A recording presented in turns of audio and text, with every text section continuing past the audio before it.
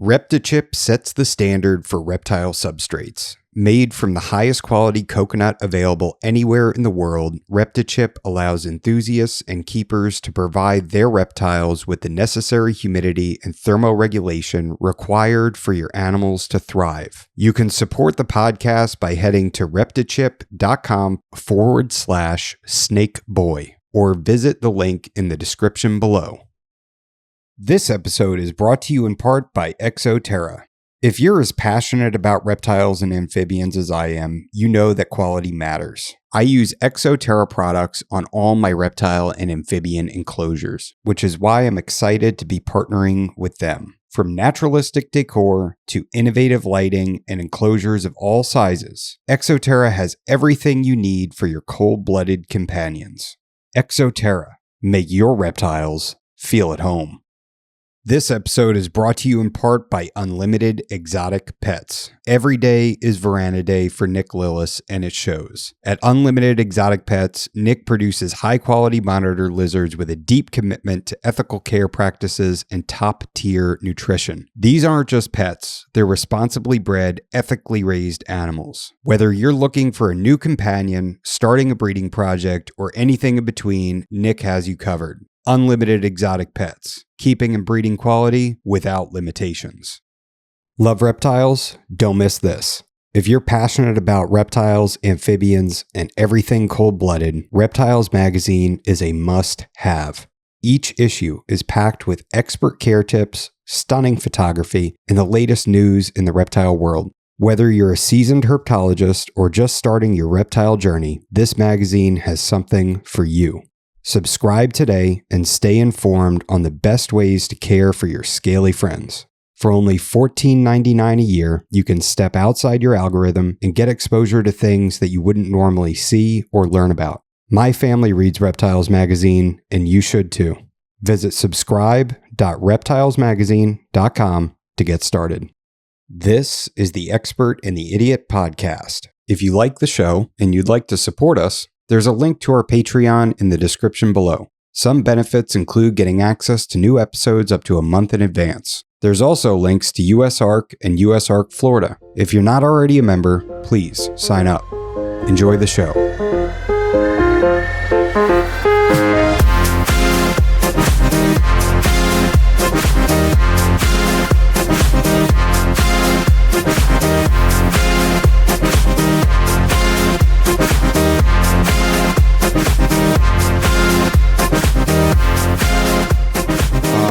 Welcome to episode 89 of The Expert and the Idiot. Today I'm talking to Elijah from Juggernaut Reptiles. And yeah, man, I appreciate you coming on the show. This is you're a very large scale short tail python breeder. I know you've got some boas too, right? So we'll get into all that. But yeah, man, I appreciate you joining me. And how you doing today? Definitely. Doing pretty all right. Yourself? Pretty good. I can't stop sweating from just working out, but otherwise I'm good. It's starting up for me right now. It's 83% in this room humidity. So damn. Yeah, and that's with all my outside doors open right now, letting in cold air. And what's the temperature in the room? The temperature right now, 79. Wow. Yeah. And I turned off all the heaters too about 2 hours ago. So, damn, dude. Yeah. It's in my room right now. It's 57% humidity and 79 degrees. So, yeah, you're pretty comfortable. Yeah. 83% is outrageous. Yeah. So how'd you get into reptiles? Like what started the addiction? What got you to the point you're at now with, you're putting out a preposterous amount of short tails, and it's always fun to go to your morph market and just scroll through your animals and everything. So what got you to this point? Pretty much a young age. Like, I guess like most boys, you're either going to gravitate towards dinosaurs, or you're going to gravitate towards cars. Yeah. So for me, it was like the first thing was those old school Godzilla films. Mm-hmm. And then from there, you find out about dinosaurs being something that was real. So scrap the Godzilla stuff. And then after dinosaurs, you find out about reptiles, scrap the dinosaurs, Yeah. What was your first pet snake? Our first pet snake was a ball python. All right. Yeah. And how old were you when you got that animal? Um, it wasn't my animal. We had a lot of people living in the apartment we were in, and one of them was one of my younger aunts. So she had got the ball python from her boyfriend. I think at the time he had to go in and do a bid. So he gave it to her because she liked the snakes, and from there I kind of became like obsessed with that animal. I mean, I was like dead ass like breaking into her room when she was away, in school and all that stuff just to mess with it. So yeah, I mean it was crazy because that thing went missing one time because of me. 'Cause I didn't close it. Yo, it was gone for like 6 months, and she never knew until like I'm gonna say maybe about shit 2 years ago. I finally told her the story, and she's oh, it was because of you. And I think at the time when she got that snake, I had to be like maybe 7 or something like that, give or take. Okay. Wow. Yeah, so that started at a really young age then. Yeah, yeah. The first reptiles we had were two red air sliders. So Okay. that was like I would say around 5, 6 years old, and then from there on it was just like reptiles, reptiles. Yeah. Yeah, hell yeah, man. When did you first start, like what was your first animal? Like what was your first pairing? What did you pair up and actually reproduce for the first time? So breeding, well, when I was younger, we had gotten because after the snake, I kind of went spiral down. Like I just wanted, nothing but snakes, and we had gotten a red-sided garter snake from like Petland at the time, and this thing was huge. She had to be every bit of like 4 feet, 4 feet plus, and she ended up giving us like 24 live babies. Whoa. Yeah, Wow. like, that was pretty crazy. That wasn't no breeding. She just came in grabbing, and she was a monster. Back then, you didn't know much about garden snakes other than they would tell you feed them fish. So you could get like the little feeder goldfish for you could probably get like what I think like 100 of them for like $10 back then. Sure. Yeah. It was something crazy, but she would eat like 50 of those goldfish. You know, yeah, she was a monster. She had 24 live babies. Yeah, What'd you but do with all the babies? I mean, how'd you handle that? damn. We put them all. I know we set them all up in a tank, which was cool. And I know at first we were asking, the pet shops and stuff like their recommendations on feeding. And I think the first thing they told us was to feed them, I think waxworms Okay. and zero interest. They show no interest in that. And then one day we had those, one of those ceramic bowls, the old school ceramic Petland bowls. It's kind of like a blue inside, the Yeah. outside's rocky, and then the snakes could kind of get in under it. So I remember we picked up guppies and we threw the guppies. All you seen was all these garter snakes like surround the whole bowl. You know what I'm saying? All these babies just surrounding, they're all doing the whole, the telescoping above the bowl. And the second that first baby made the jump, the rest of them started jumping in. So Wow. we kept them for as long as we could. Uh what happened? I think a bunch of them we just gave away to like friends and stuff like that, you know? Damn. Dude, so that it seems it's like the perfect like events just lined up. It seems like to get you kind of primed to where you're at. So after the garter snake, what was the thing? What was the first thing that you intentionally set out to breed? So I didn't really get into the hobby until damn like my early to mid 20s. So it was like because for a little while there, at the age of 12, me and my siblings ended up, in the foster care system. So I couldn't really keep much, jumping home to home. So by the time I came back, I would say I was probably when I started trying to keep the reptiles again. It's pretty much when I was able to sign myself out, like at 18. So I started keeping some stuff there, but a few things, nothing. I didn't think about anything about breeding. And then I think around when I got my first apartment, I was in my early 20s. One of my aunts hit me up.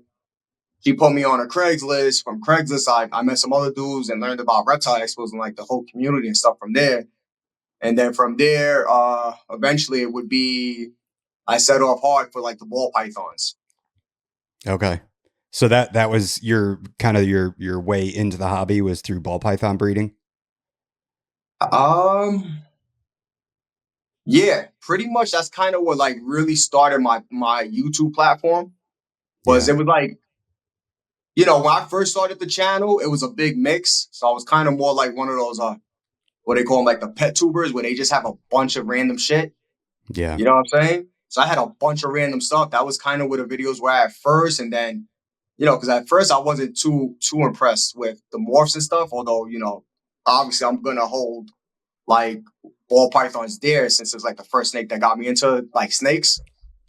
So what happened? Uh, yeah. So eventually I came across a book, and I was like, you know what? I want to like learn some of the genetics, and I seen what do you call it? Caramel albino clown ball python. And that's Mm. kind of what like just set me off crazy with the ball pythons. And from there, the channel started focusing more on like, you know, buying animals and stuff like that and raising them and breeding them and all that type of stuff. Nice. And then how did you end up kind of really getting focused in on short tail pythons? Okay, so I came across the that panda pie ball python. I don't know if you remember that original one they produced, I think Outback. Mm-hmm. It was like a white, it had the white head, perfect amount of white and black. The panda ball pythons found out that, it was super black pastel pie basically. And so I kind of set off to look for basically a super black pastel at the White Plains New York Reptile Expo. Mm-hmm. And I walk up stage, that's where Outback was at the time. They didn't have it, no one in the show had it. And as I'm walking down, there's a breeder right at the side of the steps. His name is Mike. I forgot his company's name. But I look and I see this like really dark, black snake. And I looked closer and it said, black blood python. You Mm. know what I'm saying? So I talked to him about it. I was like, yo, and he's telling me, yeah, it's a black blood python, whatever. So when I seen it, as soon as I got back home, I looked up black blood python, and everything that popped up wasn't black blood, but it was, pure blood pythons, broncs. Because, the blacks at the time, they were calling them, blood pythons when they're a separate species, Curtis. Yeah. So, and that was it. The second I seen, there was this site that just had this one big adult on the table. I was like, yo, that shit looked crazy to me. It's just like everything I like in my reptiles, like solid, like thick, solid, heavy built animals. And that was basically the end of like a lot of other stuff. Yeah. Yeah, they're so cool, man. Like and you take them out and they just sit there and chill too, which is so cool. Like I Yeah. mean, you can clean their tubs and just put them down anywhere and they're not going anywhere. Oh man, you know how many times I've left the tub open and I come down the next day, I'm like, oh shit, like I'm panicking. And the next day I look in, I'm like, the snake is still in there. I'm just like, you lazy mother, you know what I'm saying? Like, just he's still in there, you know what I'm saying? Which is like, he didn't even try to get away or nothing. It's They insane. have no desire to escape. Yeah, once if you got them comfortable too, dude, they'll stay in a spot forever, you know? Yeah. What and yeah, I want to get into the husbandry, your temperatures and all that, but what like so you started getting into the short tails and everything, and do you still have like a regular job, or are you a full-time No, breeder this is now? this is full time now. Wow. Yeah. Dude, that's awesome. You're living the Mhm. dream, Yeah. man. And what after acquiring the black blood python, or at least seeing that one and having it pique your interest, what made you zero in on them and get so specific with the short tails? Well, at first I waited, I had to wait like 3 months or some shit for the White Plains to come back around. But as soon as it came back around, I kind of like feline straight to that same breeder. You know what I'm Mm-hmm. saying? And he didn't have the Sumatras or the Curtis anymore, the blacks, but he had Malaysian Reds on the table. Mm. So that was my first, blood python or short tail was a Malaysian Red blood from Mike. And I started looking into them a little more, and then I seen the T-Neg albino. And once I seen the first T-Neg albino, I was like, I had to start, getting into the morphs and stuff like that. Did you grow up in New York? Yeah. Okay. But you're in Pennsylvania now, right? Yeah, I'm a PA now. Nice. And how are the laws there? Like you're pretty solid in PA, right? As I far as mean, it seems to be like one of the last strongholds for reptile keeping. yeah, You know what I'm saying? For now. you can still get like a Nile crocodile and everything. Yeah, I think you could keep crocodilians out here, venomous out here. I think the only things they say they don't want you keeping is like maybe native stuff. So certain like maybe eastern box turtles or I've heard something that. like that. Yeah, some of the rat snakes too, right? There's regulations on Yeah, them and some everything. certain things like that. But for the most part, it seems like keep damn near everything. You know, Yeah, yeah. even like odd mammals too. So It's not a bad thing. I think that you should have the ability to do it, but at the same time, I don't know. I don't know. You got like Florida. I'm in Florida, so everything's so regulated, yeah, and there's yeah. there's a lot I can't have, unfortunately. So in your opinion, what are you looking at for an ideal enclosure size for an adult blood python or just a short tail in general? Most of those could probably spend their entire life in a 4 foot by 2 foot by 1 foot high enclosure. Okay. And that's adequate for, just most adult animals. That's pretty. Unless you get something, you get that rare animal that's gonna push, that 7 foot plus mark, which is pretty rare. That's really all you need. Hmm. Do you have any bloods that are that big? I have a male that's a little over 6 foot, a teenage albino. Shoot. Yeah. Dang. That's wild. That is a big ass blood python. Yeah, he's big. Every time I bring him to the show, especially like the New York show. So it's funny is the New York show you can't have any of the large species. So you can't bring retigs, burns, stuff like that. So your biggest snakes you may occasionally see is like if someone brings like an adult, really large female Durals or female boer, stuff like that. But every time they see this snake at that, they think it's the biggest snake in the whole show. Yeah. Even though he's nowhere near the longest, you might see like an 8 foot boa here and there. He's still like thicker than them. So if I go and I start messing, I'll mess with people too. Like, they'll ask me, yo, they'll go crazy. Like, what's that weigh? I was like, what you think it weighs? I've had people actually tell me they thought it weighed 100 pounds. Wow. Yeah, just because of the girth to it, and he's only about, I'm going to say like 22, 23 pounds. Wow. That's still a heavy ass snake. Yeah, for such a short snake, yeah. Damn, man. So how do you handle feeding? Well, first let me ask this, if you don't mind my asking, how many like adult animals do you have? Like how many adult animals and how many babies? Like just to So get an I'm in idea my of adult room right now. I have, I have easily like 100 adults. and then babies. Babies right now, I'm going to say from the season, what's left,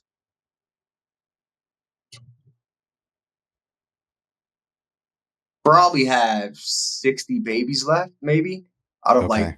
300, give or take, something like that. Damn, that's awesome. Yeah. That's awesome.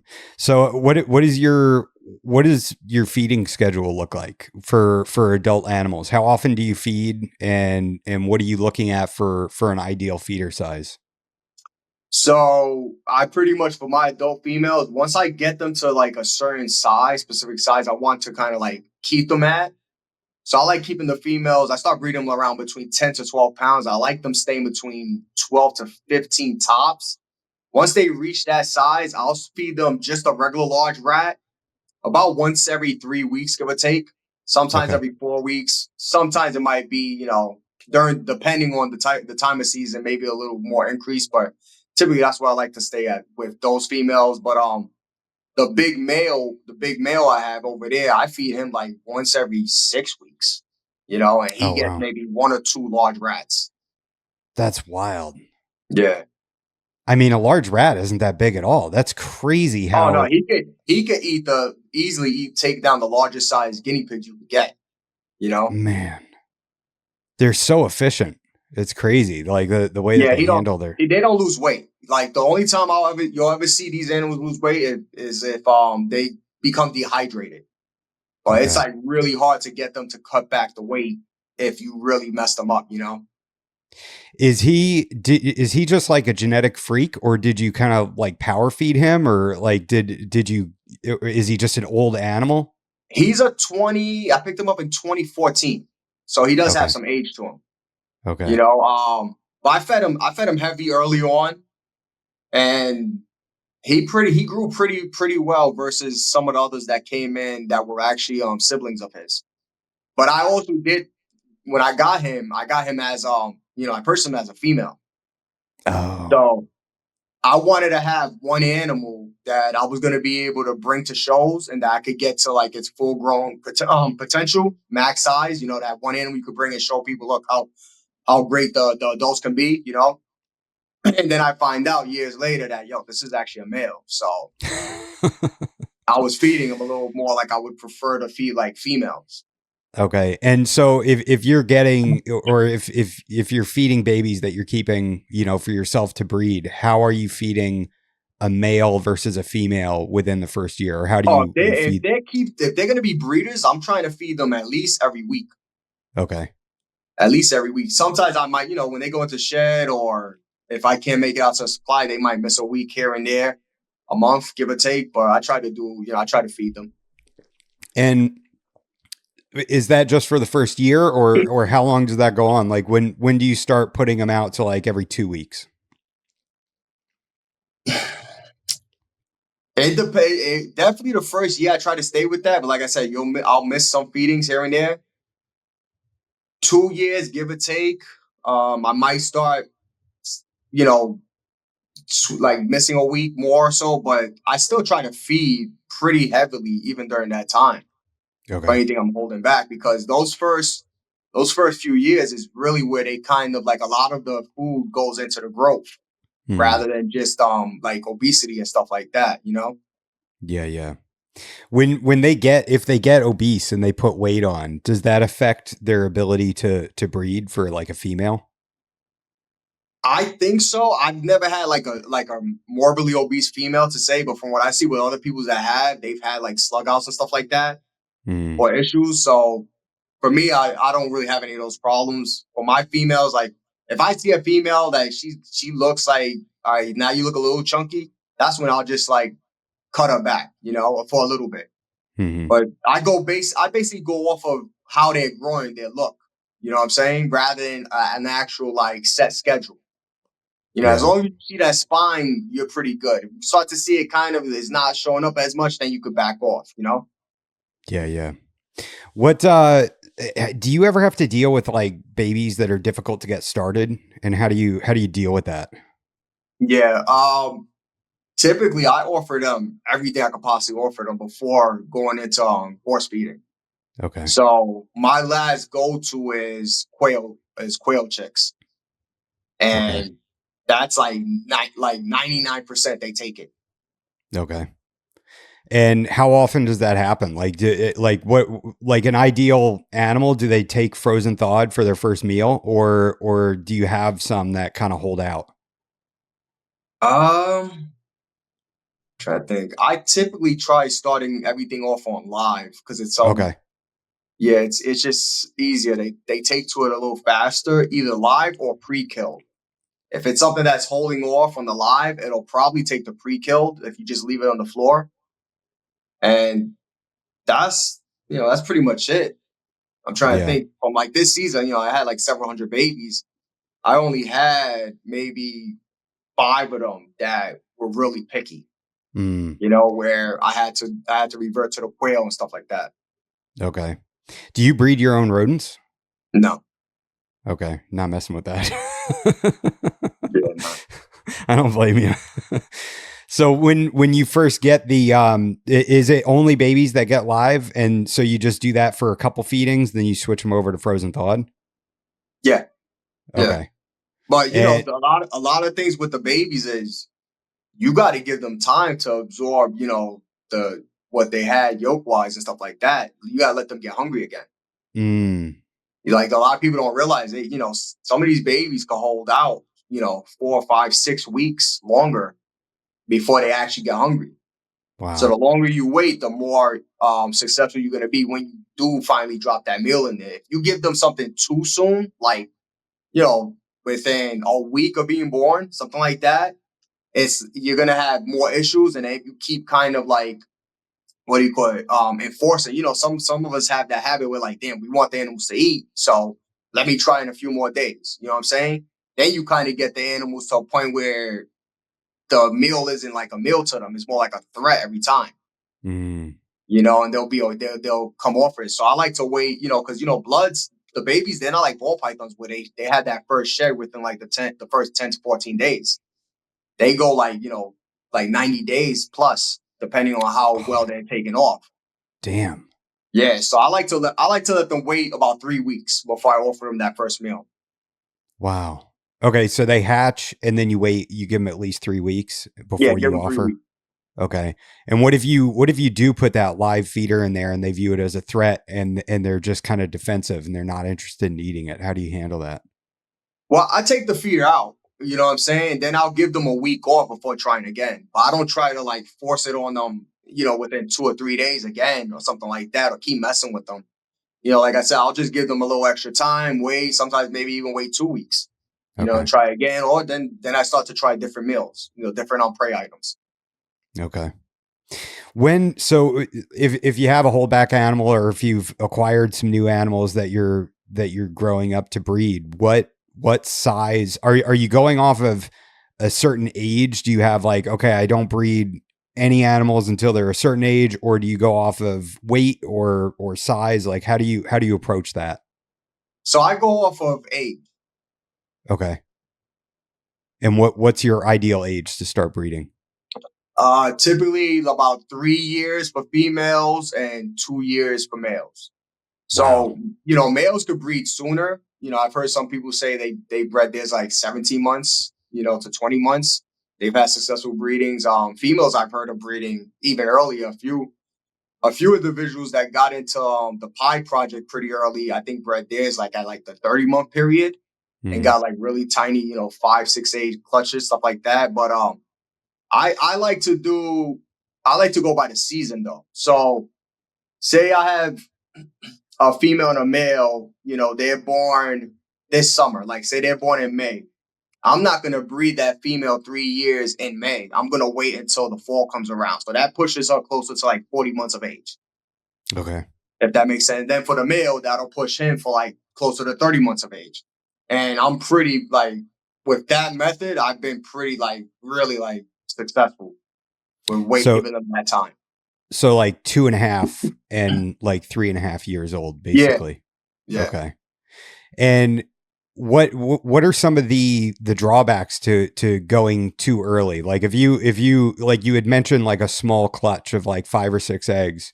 If you breed them too soon and you get that small clutch, are there long-term drawbacks to having done that?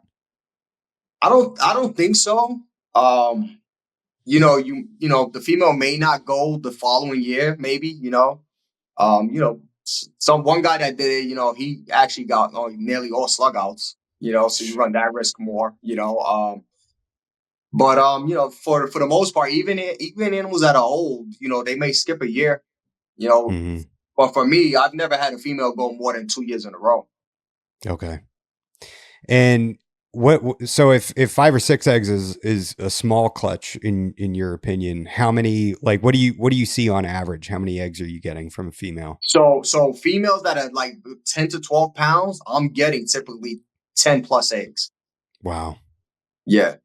And once Wow. they hit that 15-pound range, to 12 to 15, that's when I'll start getting like between more close to like 15, 16 eggs, stuff like that. Okay. And what is your, so once they get up to age and you're ready to start reproducing them, what does the breeding regimen look like? Do you feed them heavy and then do you cut them off of food for a period of time? Are you doing temperature cycling, food cycling? Like how do you approach that? All right, so I keep, like I said, with once I get the animals to the desired size I want to keep them at, I cut down the food. Now I'm cutting down, to once a month, once every 3 weeks, give or take, on average. But that kind of stays steady throughout the whole thing for me.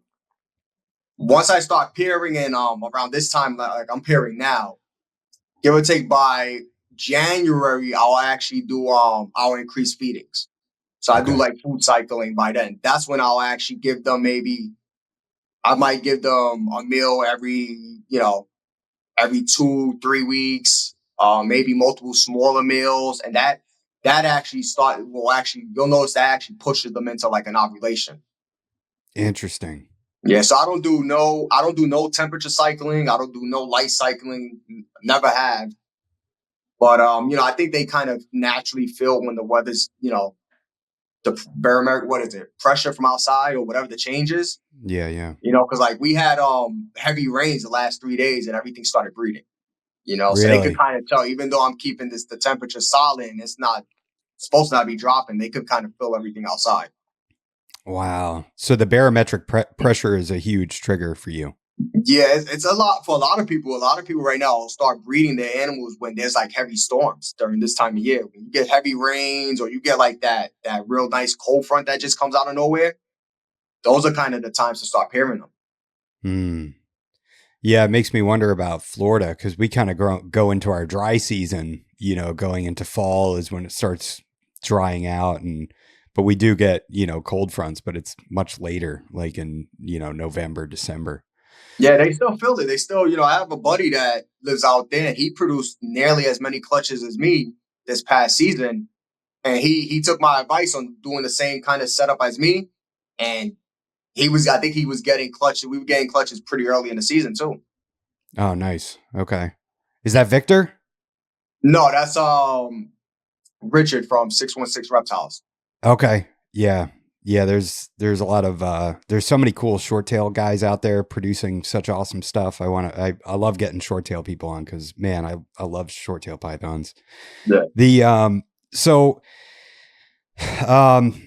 all right, so you start pairing them. So you've started pairing already like now? Is Mhm. this like the time of year when you generally start putting your animals together? Usually, I like to wait till October. I like to usually wait till when I get right back from like the Tinley Expo to start pairing them. I've noticed that over the last several years, it seems to be getting a little earlier by Okay. a couple weeks. Like I'll notice you'll see the females start doing the signs. Like some will start bull wrapping, some will start just like staying completely towards the cold end, or I don't run hot spots unless it's a gravid female anyway, but they'll basically squeeze themselves against like the water bowl, I guess, Mm, trying to get that coolness from it and stuff like that. So that's kind of, and some of those start looking a little thicker than usual, even though you're not really feeding them. So that's kind of telling me like, yo, like it's just time to start pairing some of them. yeah, yeah. So let's get into some of your temperatures. What is the ambient in your room? What are you looking for the ambient? And then you said that you don't have a hotspot, so you're not running heat tape or anything? Yeah, I have heat tape hooked up to the racks, but I'm not running them. So I run ambient 81 all year. The Wow. females are the only ones that get an 88 hotspot when they grab it. Okay. So when they're gravid, that's when you kick on the heat tape? Yeah. So basically, my babies, my subadults, my adult males never see a hotspot. Wow. Yeah. And do you ever like that the 81 it's so wild how cool they're kept. Do you ever run into any issues with that with like regurgitation or anything? No, I might get one regurgitation once a year here and there, Okay. but like it's super rare. You'd Okay. have to kind of like feed them something that's just a little too much of a meal. Mm. Because they got a slow metabolism as is. Yeah, yeah. Do you ever do you ever see them regurgitate hairballs? Ah, shit. Trying to I'm remember. I'm really obsessed with that now because my Timor Python just did it. It was just a pure hairball. I mean, hair like through and through with a little bit of a I know coiled up tail. something did it for me before. I can't remember if it was a short tail or if it was one of the ball pythons. I do remember something like that happening before. Yeah, and it's so weird because like it doesn't smell like a regurg. Yeah, It's just like this like pure white hair. yeah. I know one of these pythons did do that before. All right. Yeah, it's a bizarre thing.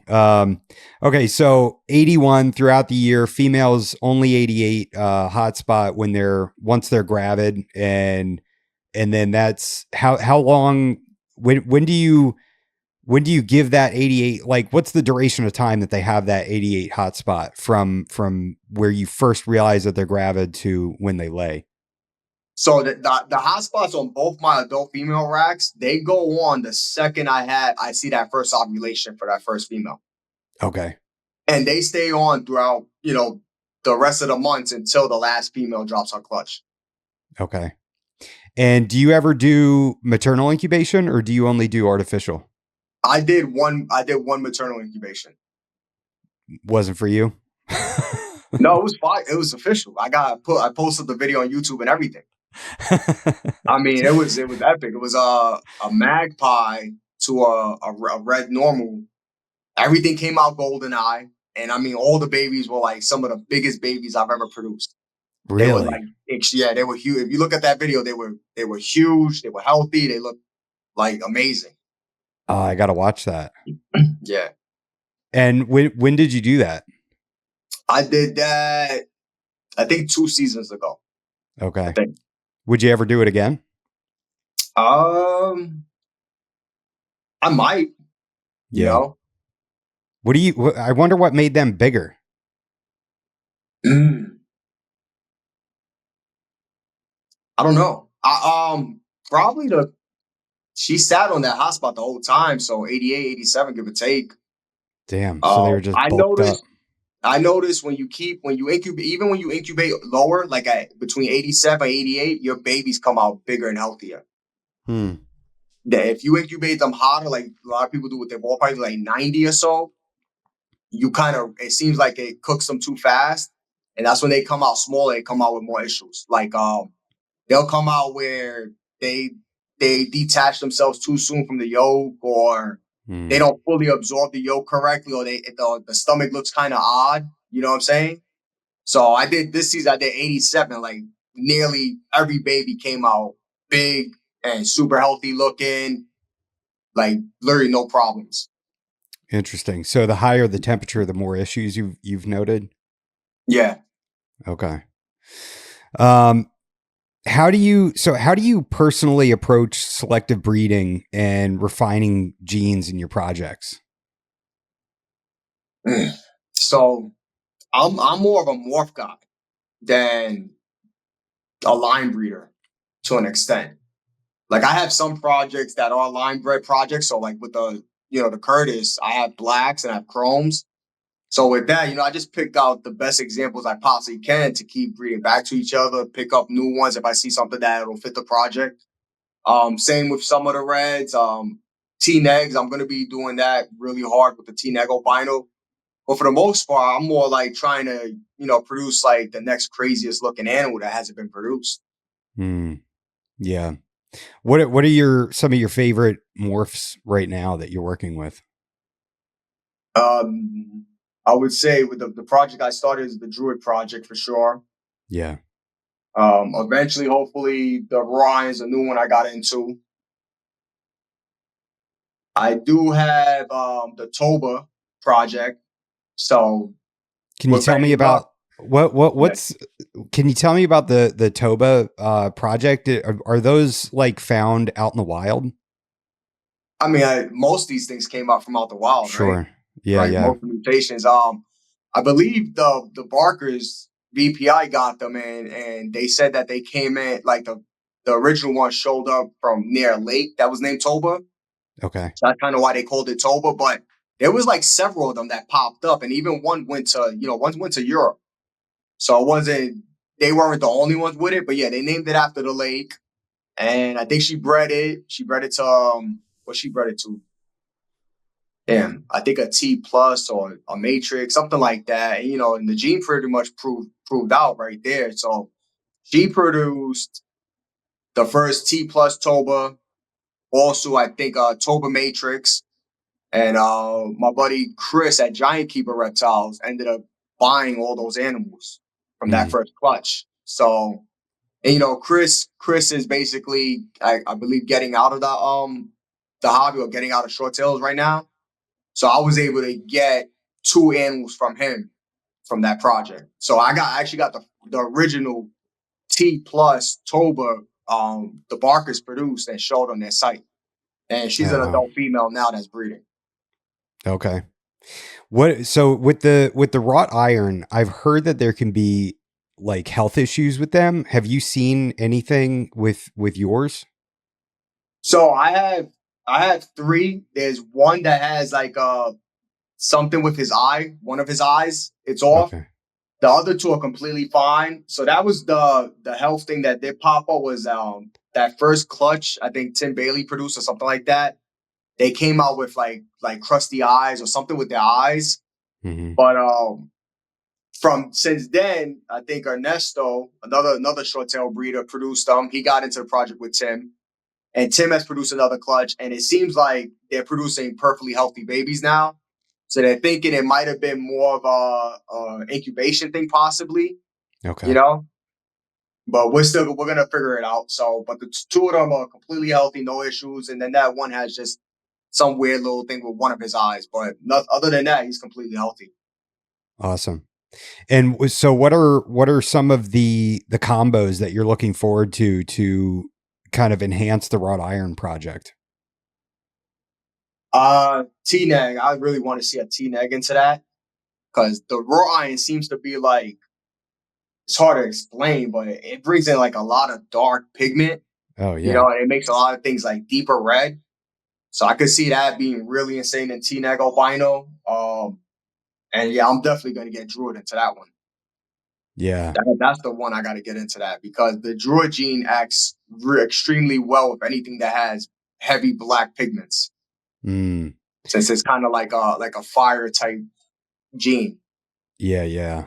Yeah, when you posted I think you posted the picture of one of the wrought irons from Tim, and that led me to Tim's account, and then I bought a snake from him. Okay. That's what's up. I mean, he had some fantastic martyr line animals, which I really love the martyr bloods, just the line bred. They're beautiful. Yeah, yeah. I have a few zigzag martyrs here that are insane Mm. looking. Yeah, they are, man. Especially like you get that kind of cream yellow coloration, and yeah, it like really takes over the pattern. It's awesome. Yeah. Um, so what's some of the? Can you give me some background information on your lavender project? The lavender I picked up from a buddy, um, Efren Bargos, right? He got his from directly from Tracy Barker. So he got his pair. It's a lavender pair from them. He produced. I think unfortunately he lost most of the clutch, Hmm. but the one he did that did go the distance, I was able to pick up that lavender from him. So I'm in the beginning with the lavender stuff. I'm like Okay, nowhere. I'm nowhere with that project. just getting started. Yeah. What about pied? What about your pied project? I mean, that's those animals are insane looking. Yeah, that's another one. I'm still in the infancy stage. I just produced my first visual pies this season, as well as T-neck pies. Okay. What kind of combos do you think you're going to be pairing up or working into the pieds like going forward? Trying to figure out. So the season before last, I got T-neck and Batrix, T-neck Hmm. Batrix into it. So I got some T-neck Batrix animals.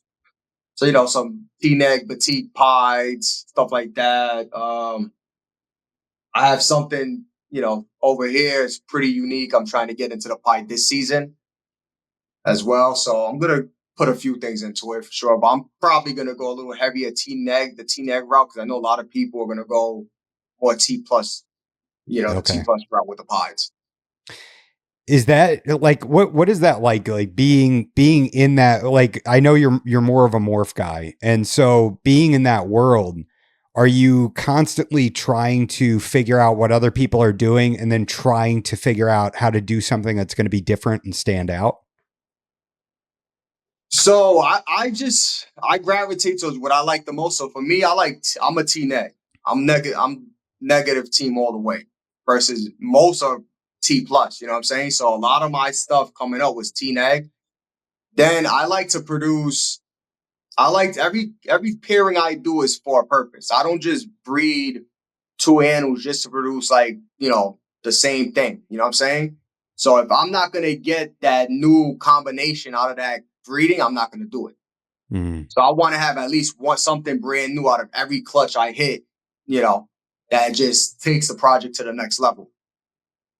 Okay. What about your is your pale gray project? Is that pretty new as well? That's new for me too. The pale gray and the lavender has been around for a long time though. Yeah, yeah. They've been around for years. So, but it's a new project for me, and it's still both of them are really early for a lot of people. I don't think a lot of keepers really cared for them with the bloods and the short tail keepers because a lot of blood python keepers when they get into it, they get into it because the animals have those deep reds. You Yeah. know what I'm saying? They it's the opposite of a lot of other pythons where you don't really get reds like that, as adults. You know what I'm Yeah. saying? So it's like no one really you could go for a regular teen egg. It might start off like I'm talking like a really dulled out yellow animal that doesn't even look as nice as like an albino ball. But as an adult, it's either going to be an orange or a really red animal. Mm. So that's kind of where the lavender project was at. Those things don't really turn red, from my understanding. Same thing. The pale gray, I think that's kind of like a hypo gene. Tell you the truth, Yeah. because it's a recessive trait and it just washes out all the black pigment, and it's basically like a yellowish looking snake all the way through, yellow and gray. But yeah, I think a lot of people, myself included, we just avoided those projects. But now it's kind of like we're getting into projects now where, they're kind of catching up to where you got these crazy looking genes with ball pythons. You know what I'm Yeah. saying? You got the lighter colors. It's not just about, just darks and stuff. Now you can just mix it up. So a lot more stuff to do now with them. Where do you see the Druid project heading? Like what? How do you see it kind of progressing and changing as it goes forward? I don't really know, to tell you the truth. I mean, the gene is insane. It's like you Yeah. gotta like own it and have it in certain animals just to like really like see it. But it's more that's like a fire gene. You know what I'm saying? Really lighten and brighten up colors. So that's one that's really, really out there gene wise. I think the supers are gonna be a good project to focus on to see what we could bring back into the pattern because they do start to develop some pigment and pattern as they age. Mm. Versus other, a lot of other leucistics and species don't gain any pattern or coloration. But with the druid stuff, it seems like the pattern is cohesive. It's not like just splotches that are random. It's almost like the original pattern that's under the white is trying to show itself. You know? Yeah, yeah. Interesting. With the are there any what would you do if like all of a sudden morphs started popping up with Curtis? Would you like steer into that hard? Oh yeah, immediately. Immediately, yeah. Curtis, Borneos too. I got Borneos here. I got everyone, all of them. So Borneos are my least favorite, but I keep a few adult females that I like the genetics behind them. Just in case that day comes where, you get certain Borneo morphs that come in, I have females ready, you know? Yeah. But the Curtis, yeah, hell yeah. I remember seeing they had an albino popped up in the wild. Unfortunately, I think it died out there. But yeah, I would jump into those crazy too. Yeah, that would be incredible. Especially I know I've seen some of your animals that are just insane, dude, with the orange eyes and man, really incredible. Uh, how do you feel about people that, or how do you just feel in general about hybridizing the three species? I mean, it doesn't bother me, but I don't care for it. I've never done it. Okay. I think right now you have so much to do with just the blood pythons that there's really not necessary. It's not like what boas, for instance. Like a lot of people kind of like hybridize those early on or crossbred them just to start getting certain colors or looks in them because they didn't have, I guess, as much. Hmm. But you got a lot. You got a lot. The Bloods have a lot of mutations. The Curtis and they're more line bred stuff, but that's a whole lot of stuff you can do right there. Borneos have their own genetics, and if you was to get all three species, work with all three species, it's like almost endless, on everything you could do with line breeding versus breeding for mutations as well. Yeah. So you primarily just line breed your Curtis. You don't really have too many line bred bloods? Yeah, I don't have too many line bred. Like other than my ZZ zigzag martyrs, I do have some, the cherry bomb stuff that I line Mm. breed with that. Yeah, it's pretty much the Curtis, but my Curtis collection is really small in comparison. But I do have some really high end chrome animals, and then the high end blacks with the those deep orange eyes. Yeah. Yeah, those things are crazy, dude. And it's wild how much they change from, when they first hatch out. That's got to Yeah. be awesome to watch that as the animal matures. What about hybrids like other snakes in the hobby? I know that like have you tried to I know you've tried to cross some other stuff. Like what are you doing as far as other hybrids? So other hybrids, I do have Super Bowl hybrids. So I have one animal that's actually a coral glow Super Bowl between basically a coral glow ball python to actually a Sumatran short tail or the Curtis, the blacks. Wow. I do still have one of my original super angry balls, which was a three-way cross. That's a Angolan, short tail, and ball python. Um, That's yeah, wild. yeah, those were the only ones ever produced too. So I still have her. What else? I still have the mother that produced her, which is the Super Bowl. I bred the mother to the Angolan. And I what do don't you have a whole lot, but I still have some. so are you just like taking like a male Curtis and breeding it to a female ball python or vice versa? Vice versa. I've never been able to get a male short tail to breed to a female ball python. Okay. They I'm gonna keep it honest, they hate them.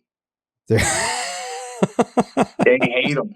I don't they're know just what it is, but they're the not second into you it. put that male in there, he's going crazy just trying to get out the tub away from the female ball. Really? Yeah, yeah. That's wild. But the It's other way weird. It's around, weird. you're okay? When Yeah, so you yeah, because ball pythons will damn near breed to anything. wow. So a male ball, like he'll take that chance. He don't care. He don't discriminate. He's Like not he'll picky. breed to any. Like look at all the hybrids. If you look at all the hybrids out there, python wise, it's generally a ball python, and most of the time it's a male ball python. Yeah. You know? That's hilarious. Yeah. He's like, I guess this is it for the season. Curtis it is. Yep. Oh man, that's hilarious. Is that what happened with the Angolans too? You'd put a male ball in with a female Angolan? Well, you're the angry ball. Yeah. I put a male Angolan in with a female Super Bowl hybrid. Oh, okay. Yeah. And that male Angolan, he was down for it. Yeah. Yeah. But that was the only. He never bred her again, I think.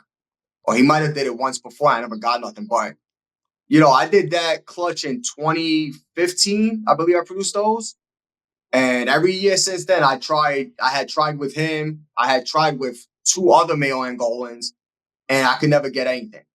Hmm. And the only thing I could think of with that year was my I think my heater went off in the room, and it got like crazy cold, like where you started hearing the animals, you know, like a respiratory's coming on. Oh, geez. Yeah, it was freezing, but they were all good. And next thing you know, he's breeding. But since then, I'm not gonna ever purposely do that just to get an animal to breed. Yeah. From there on, I've never been able to get any Angolan to pair with her again, really, or breed. Hmm. Boy, so that was like a freak accident. Yeah, I think that whatever that shock he went through throughout the night must have pushed him into something.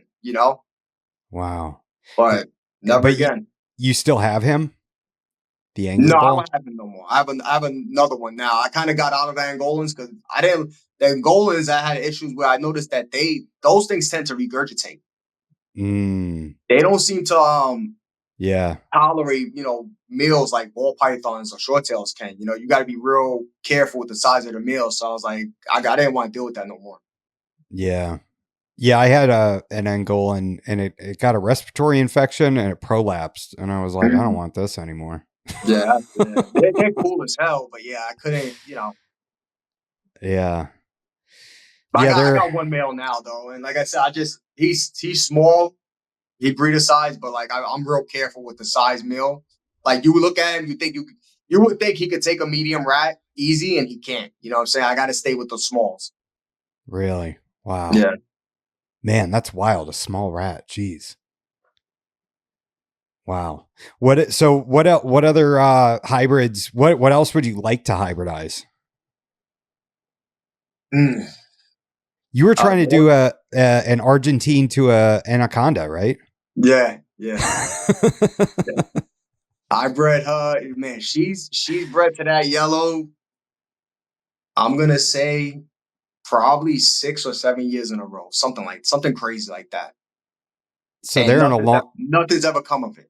And wow. they breed. Like he locks up with her and the whole thing. The first season they bred, she did all the signs you wanted to see though. And an animal you thought was like building towards an ovulation, like she blew up. She had like scale separation. She was looking crazy. I didn't ever see like an ovulation, but she just looked like crazy thick where like the scales were separated. You know what I'm saying? She's real black, so you could see like the gray skin in between, and she was bowl wrapping. This is a big animal. She's like a 9 foot animal, so she was bowl wrapping this big ceramic dish that's like 9 inches, and then she was doing the staying under the hot spot. She did a shed, and she didn't shed for like I don't even know. Maybe I'm trying to remember. It was like months and months and months of no shed, and then she shed, and I'm like, what's going on? Like, if is that something gonna happen? And nothing ever came of it.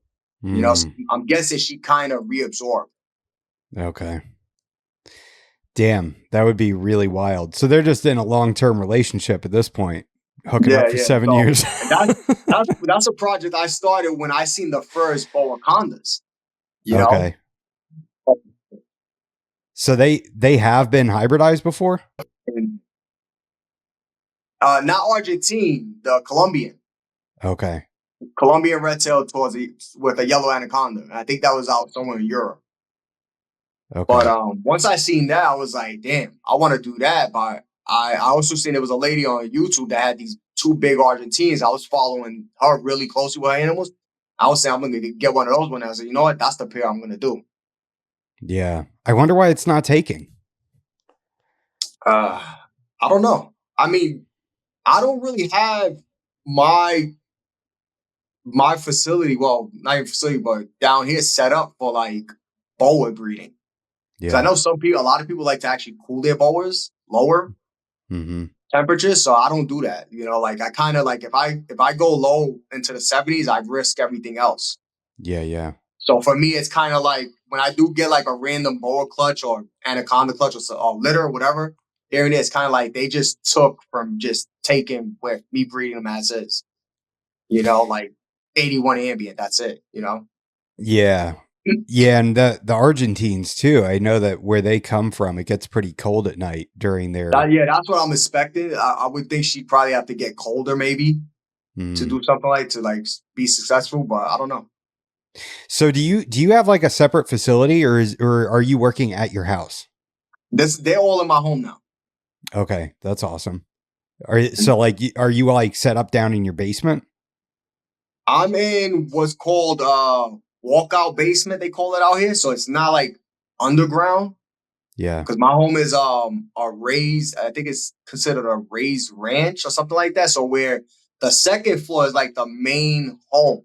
You know what I'm saying? That's where you got like the kitchen. I got a kitchen, 3 bedrooms, living room, stuff like that. But then when you walk downstairs, you got another living area, 2 bedrooms, a bathroom, and then that's connected to my 2-door garage and stuff like that. So it's Okay. like it's considered like a walkout basement. Nice. That's awesome. I feel like that's so important to have your animals like where you're at, where you live. I mean, it makes things a lot easier for sure. Yeah, yeah. Couldn't you just take your Argentine and like put her in a Rubbermaid tote and put her outside at night to cool her down? I don't know. I wouldn't take chances like that. Like I said, for me, it's like when I do the hybrid stuff, I just do it just to do it. Like do it because I do want to see something. But if they don't take, they don't take. Yeah, yeah. You know, it is what it is. What else? What else would you want to hybridize? I would love to produce the super angry bulls again. To tell you the truth, Yeah. that was one I would like to get. I got this male. Um, like I said, the Coral Glow Super Bowl hybrid. I would like to get him back into a Curtis. Mm, You know, to get a deeper purple animal that looks more short tail than in between. yeah. Yeah, that's so crazy. Having a ball python and a Curtis and a Angolan all in one animal. Yeah, they that litter, that clutch, they were insane. Those babies were some of like the craziest hybrids you'd ever see too. Wow. Yeah, I got to go back and look. I think I remember seeing those. I like hybrid animals. I think it's cool. I like seeing them. I like the seeing those animals on the Facebook groups and everything. And Mm-hmm. yeah, it's just interesting to see what can go to what. The Yeah, how they turn, everything to see how they turn out. It's fascinating to me. That's the first thing I kind of went into my head when I first saw a hybrid. But that's when I was first getting into the hobby. It's like it was a Super Bowl too. It was a ball of blood. I was like, damn, I didn't even think that was even possible. You yeah. know? Oh, so people have hybridized Burms and Bloods? No, a ball in the blood. Oh, okay. Has anybody ever done a Burm and a Blood? That would be awesome. No, not successful. I've seen them pair though. Huh. I've seen someone breeding like I think an albino berm with a blood before, Okay. something like that. People have paired ball pythons and Burms, right? I Yeah, think berm that's ball. yeah, yeah, yeah. Yeah. That's crazy to me. That's nuts. Yeah, man, you see that the balls keep producing the hybrids though. Yeah. They Yeah, keep producing stuff. they're like the template for for hybrids. Mm-hmm. Um so how do you like in the debate between producing world's first versus producing the world's best? Where do you stand on that? Like do you want to produce like the best example of something, or do you want to get a morph of something and be the first one to do it? I would say in between both, kind of. I Okay. like I said, for me, like I need to have that next level animal, but that next level animal was also for my personal collection. Mm, It's like I'm holding back that brand new combo. And if I don't have like three of them, I'm not letting one go. You know what I'm saying? So that's just for for the future of breeding for me. You know, but I want to see great examples too at the same time. You know, real good bloodlines and stuff like that. yeah. So you're trying to find the balance Yeah, of getting the world's first, but also having it be the best example of it. yeah.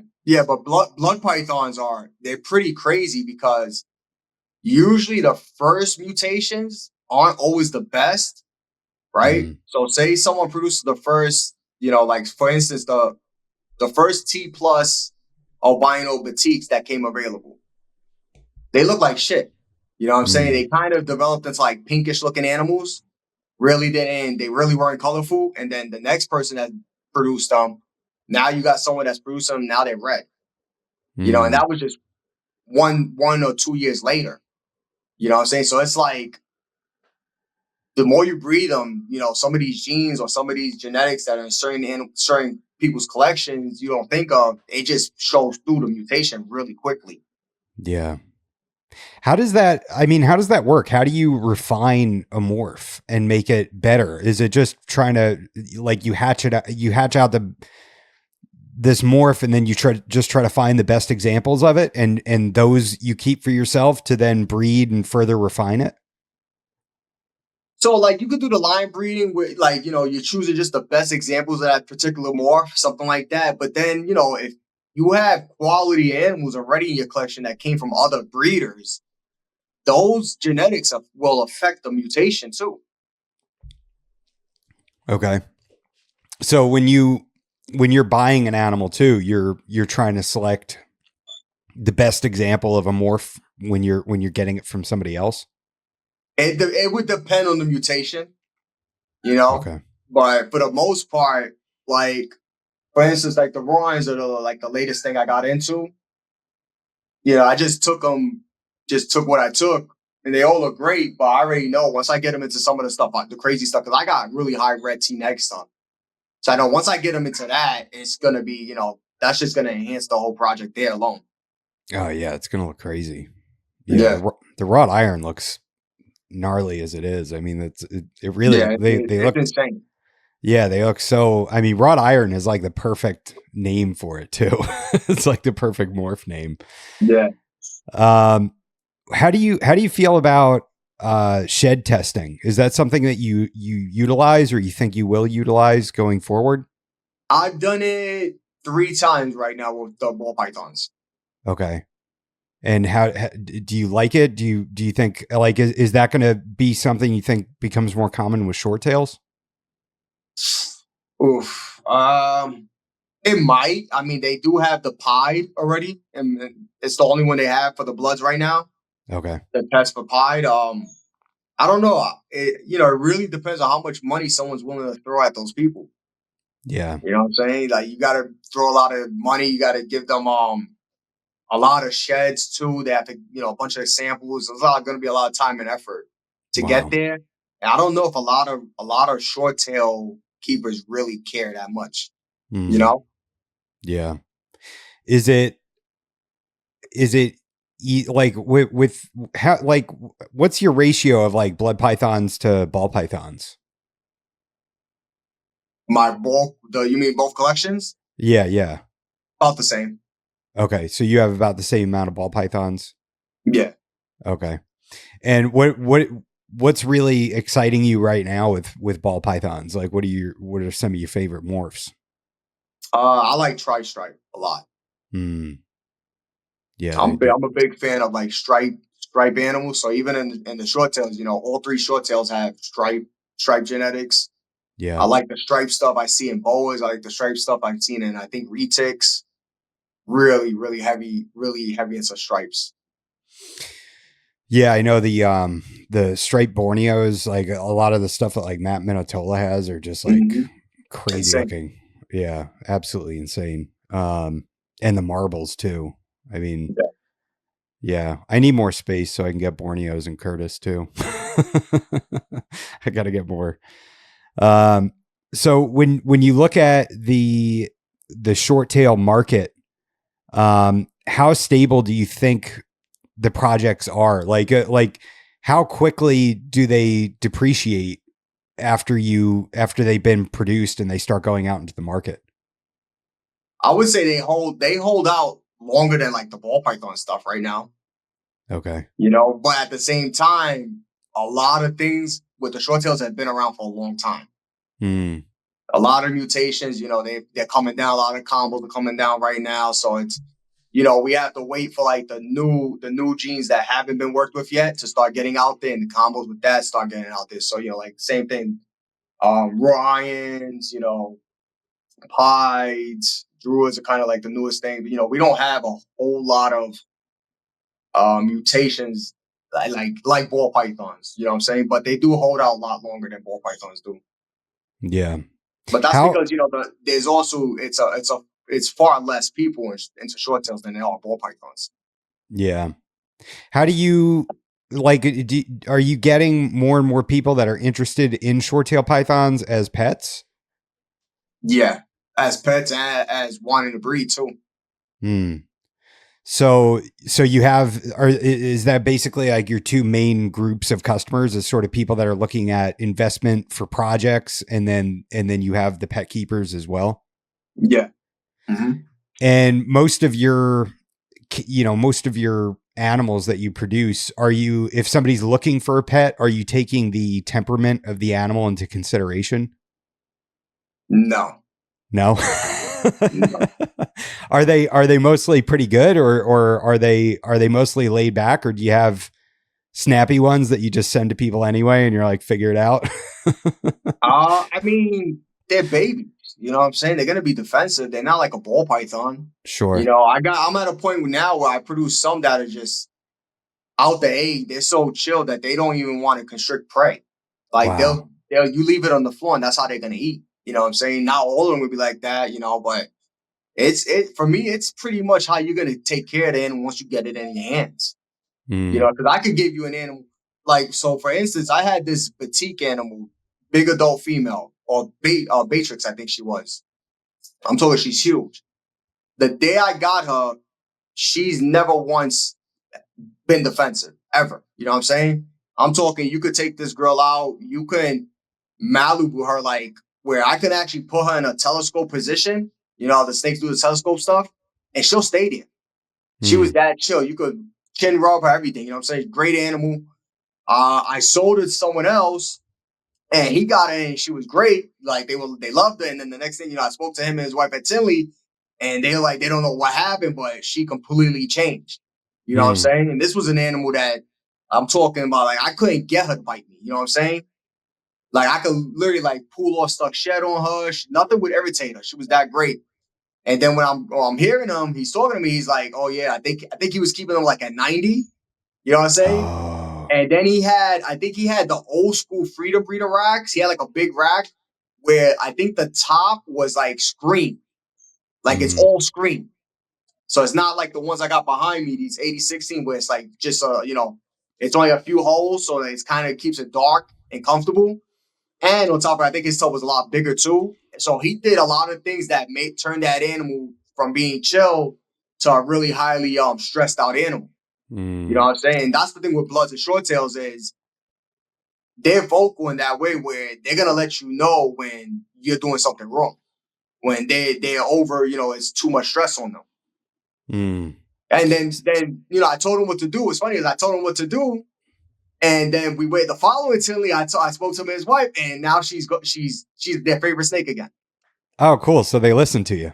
Yeah, they listened. They did everything I said. Now they could do anything they want with her. So it's that's gonna be the same way with babies. You know what I'm saying? You just gotta know what's their likes and dislikes and how to keep them. And that's it. And they'll all over time almost most will just start to chill out naturally as they age and become more confident. And then the more work you put on with handling, the better they'll be. But like I said, you could get an animal, like you could raise a baby up to an adult, and she's the best thing you have, or him. And the second you move her from a tough setup to like a tank or a vision cage, she might start becoming defensive again. Mm. Just because of that stress factor that she's not used to. Okay, so somebody just gets a baby blood python from you, and it's going to be a pet, right? So they want it to be chill and docile and everything. Mm-hmm. How do you recommend they set that animal up? Pretty much the same way I do. It's tough setup. Usually babies are going to be good in like 6-quart tubs, something like that. Run ambient only. I'm not running no hot spots with mine. You can. I know some people have their animals where they kind of have them in their living area. So it's going to naturally be colder, and they have to run a hot spot, but don't go too crazy with it. Maybe, try it out to see what the snake is fine with, 83, 85. But if you could get them in ambient 81, something like that, 81, 80, keep them, they're like ball pythons where they want to feel secure. They do want to feel safe and hidden. I mean, they hide even more than ball pythons. These things will actually, dig and bury themselves just Mm. to not be seen. So you gotta read that. That's kind of how they want to be kept. So you don't want to overdo it. You don't want to overstress them by you also don't want to overhandle them when you first get them in too. Okay. Since I tell people a lot of times, like literally like once a week going in it or twice a week just to move the snake from a tub to a tub to clean it, and you're letting the snake through your hands and you're putting it back in the tub without it getting to a point where it feels like it has to strike at you. You know what I'm saying?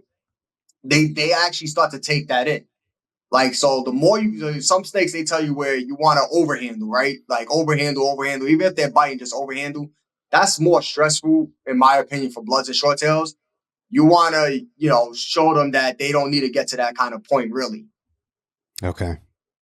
So if somebody was getting like a pet blood python from you, you would recommend that they keep them in like a shoebox type tote with just some holes melted in it, and then just put like a heat pad under it with a thermostat and maybe run it at like 84, like try to keep it as cool as possible. Yeah, try to keep it as cool as possible if you can. Yeah, if you don't have like a dedicated room with ambient temp, Yeah, which that's try the to keep problem, them cool. right?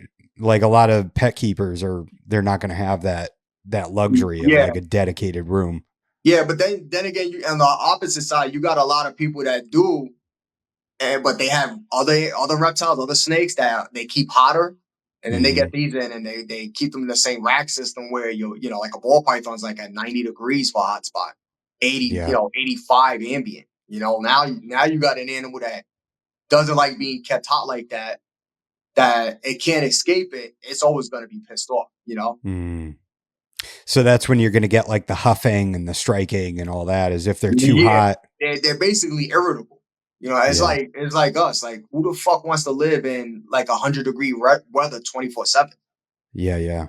Like, we want to escape, be able to escape it. Even if we like it, we want to be able to get cooled off here and there. So you got a heavy built terrestrial animal that spends most of its time underground or hidden on forest floor, where it's not out basking, even though the country it comes from is super high and humid. It's not out there basking for that type of heat. Yeah. They do like to be pretty cool. Yeah. It seems like it's paramount for at least for successfully keeping them and not having them bite at you and everything. Yeah, it does. It's so much more difference on their temperament as they age too. Yeah. Yeah. And what about substrate? What do you recommend for substrate? Do you use paper or substrate? What do you prefer? Like, So because I know I'm you. back and forth between both constantly.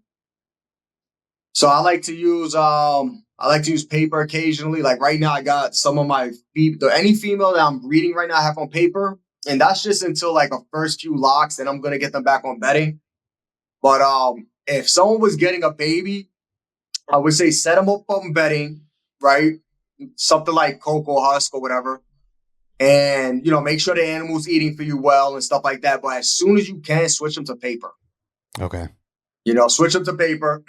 And the only reason I say that is with the bedding, if you have like proper air circulation, you got fans running, your bedding will dry out. So coconuts will dry out and you won't be able to really tell where the animal peed or whatever. And you kind of become complacent where you kind of like start to become like hands off with the animal because you don't feel like you need to go in and clean it when you do want to get your hands on them as much as possible early on. Hmm. So if you switch a baby to paper and now, once or twice a week, you got to change that paper because you can see it peed or whatever, made a mess. Like I said, that short period of you just grabbing the animal and putting it in the next tub and then placing it back, that all, goes into the animal as it ages and it starts to realize you're not a threat anymore. That's all going to go into, becoming a pretty chilled animal as it ages. And eventually it becomes to a point where you'll feel the animal in your hand where they're not defensive no more, whatever. Now you can actually start increasing handling and working with them. Hmm. Yeah. And then once you get to that point, you're pretty much solid, right? Like once Yeah, they're chilled out. you're pretty much solid, yeah. And also with bedding too, I realized with bedding is since they like to dig and bury themselves, you got to go in and grab them. It seems like you're a predator, like pulling them out of their hiding spot, kind of Hmm. drastically. You know what I'm saying? So that alone can startle them, and drive them, crazy or upset. And and then long term, I know that you said before, like a 4x2x1 would be ideal. So like if you're keeping a pet blood python, like what age are you gonna set them up in that 4x2x1? And then how are you dealing with heat there? Are you gonna use like a heat panel just to keep like an ambient temperature, like if it's out in a living area, just to keep it around 80, 82 inside the enclosure? Yeah, you could use a heat panel, heat pad, whatever will get the temperatures up. You know what I'm saying? But like with babies, you can move them a lot sooner too if people want to take the chance to move them into something more display like. But Hmm. if you do that, like I recommend, at least do something that three sides of the enclosure is covered, it's darkened, and it's Okay. not. You don't go too big right away. You know what I'm saying? Just read the animal because your baby. Like I would say, once you got comfortable with the baby, say within that first year of it being kept in tubs and different sizes of tubs, and now you feel that the animal is super chilled and it's comfortable, and you want it in a display case, try to display, the display setup. You know what I'm saying? Now you can move it in and see how it likes, do some things to help it out, make the transition, like multiple hides and stuff like that. And as long as it all goes smooth, now from there on, you could just keep the animal, as a yearling from there on in different size cages until you get to that 4x2. Okay. And what about water changes? Like how often do you recommend how often do you change your waters and how often do I you change mine recommend? every 3 days. Every 3 days. Yeah. I've heard that is important for them for their hydration, that if the water gets stale, they're not interested in it and then it can cause constipation. I don't know if that causes constipation. I think they naturally just hold it longer. You know what I'm saying? They will ignore stale water though. So, and sometimes as soon as you change it, they'll drink because they're big drinkers, that's for sure. But I don't believe that's the cause of them, taking months to like not use the bathroom. Okay. Yeah, right on. I hope that they gain more popularity as pets. It seems like with every generation that's bred in captivity, they kind of just tame down more and more and make, a better pet. And I Yeah, think like I that said, some are becoming real chilled. I'm at a point now where I produce a lot of like golden eye stuff that's pretty chilled right out the egg. But like I mm, said, like they're short tails are a vocal species. They're gonna let you know if you're doing something they don't like, making them uncomfortable. So even those animals that you're breeding from super chill parents, because most of my adults are really chilled, and I get some babies that are chill, like you could change the switch on that animal quickly if you're not caring for it correctly. mm, yeah. And most of that is just keeping them too hot, right? Two the two I would say is too hot and too exposed. Mm, okay. You got an animal that's, truthfully, they're almost like a giant sand boa. Yeah.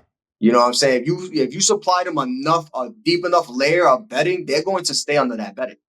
They're going to they're not fully like sand boas where they dig through the sand and all that easily, but if they can get their head under it, their whole body's going under that. Okay. And they'll stay there for super long periods. Like they want to really feel like they're hidden. That's Hmm. why they kind of mimic, forest floor or like leaves and stuff like that. Yeah. Yeah. So the worst thing you could put them in is an aquarium. Yeah. Yeah. But some people get away with it. Some people get away with it. Yeah. Yeah. If you're able to do certain things like, you got the temperatures on too much, and you got a bunch of hides, some people are successful getting away with it and they're perfectly fine setting them up in exoterras. And then I have some people who are like, yo, like now they're having problems because they went straight to an exoterra, you know? Yeah. So like in nature, you're kind of what you're saying is they're found in shady areas, kind of darker, very high humidity, under leaf litter. Like they're not out laying on a hillside or up on a branch, No, chilling in no. the They, sunlight. they, I'd be surprised if I ever see one on a tree in the wild. Yeah. Yeah. They're truly terrestrial. They'll do a little climbing if you had something like a extra ledge, but nothing like climbing a perfect branch like a semi-arboreal species could. For them, like, some people ask me like, oh, so how would you, that the enrichment thing, what I'm saying? Some people are into right now. And I would say an enrichment for a short tail would be give them enough bedding to dig themselves under and give them a bowl large enough that they can soak themselves in. That's really what they're Mm, gonna like to do. Things okay. that they can feel like they can cool off more, they can hide more. That's about it though. Yeah, I noticed that with mine when I had them in my quarantine rack, that they were actually moving their hide away from, like, I put the hide kind of back at the hot spot, and even though it's only like 85 on the hot spot, they would move the hide to the front of the enclosure. So I just put it at the front now, and just let them. That's where they want to Yeah, be, no, they'll terraform their whole enclosure to fit Yeah. their life. They will terraform so for instance with bedding with cocoa husk, I can't really put a whole lot, right? Because then it'll just run out. So I put a good layer, you know what I'm saying, if I use cocoa husk. But you'll see the animals like push all the coconuts to one side of the enclosure of the tub just to hide under it. Wow. Yeah. If the animals are overheated, like back when I had my last facility, it would get too hot during the summer. They would actually start to purposely go in and out their water bowl enough times to where they were able to soak up the whole tub and cool it down. Whoa. Yeah, so they do things, they do things like that. They're pretty smart. I think that they're smarter than we give them credit for. No, they're really intelligent. Like if you get one out, you get yours out and you just like leave it in one spot. Say you leave it on your push car in your reptile room and you're walking around doing things. Like he might not be active like a retic would moving around, but like his head is gonna follow you. Yeah. You know what I'm saying? His eyes, they're gonna follow your every movement. You know what I'm saying? Yeah. So they're paying attention to everything, Yeah, it's wild. Like they don't have to move a lot, but yeah, you can see their eyes moving. They are watching. They got that same similar intelligence to a retic's eyes. You know what I'm saying? They just conserve energy. They're like, I'm not moving.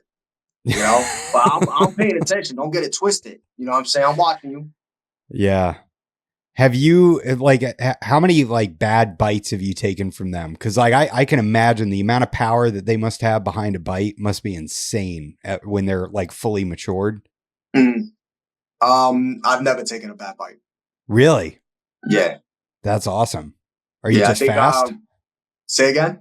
Are you just fast or do you just you just know how to read them and keep them from getting to that point?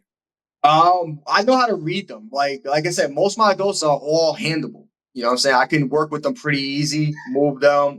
Some of them, I have very few that are like, they're still a little more sketchy when I handle, but I know how to handle them, deal with them. So I'm like I haven't been bitten this whole season. I don't even remember the last time I was bitten by an adult. Wow. Tell you the truth. Yeah. So, and I think the biggest adult I ever got bit by might have been like a 3.5 foot male, and that was because I had put him in his tub on the floor.